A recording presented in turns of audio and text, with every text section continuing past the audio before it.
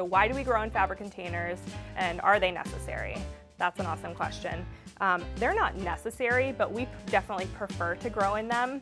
They provide a lot of really awesome aspects to our gardening. So the first thing that we really love about them is that they're easily portable because they have these awesome handles.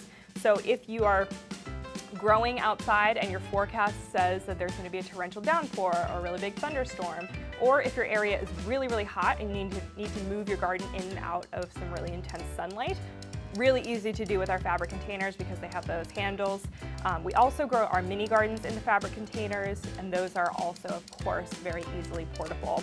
The other thing we really love about these is that they drain water very well.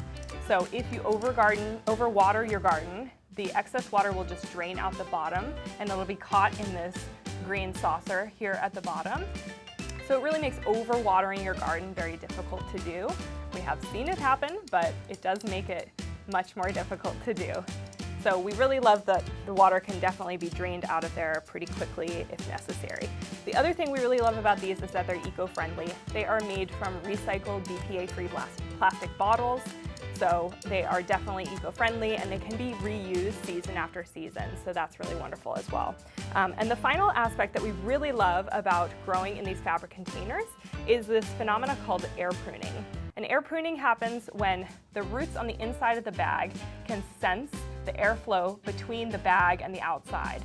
So they don't continuously grow through the bag, or they don't continuously grow around the bag either. So it really makes the root system much healthier than in a traditional ceramic or plastic pot. So we really, really love these fabric containers. Again, they're not necessary, but we definitely prefer to grow in them.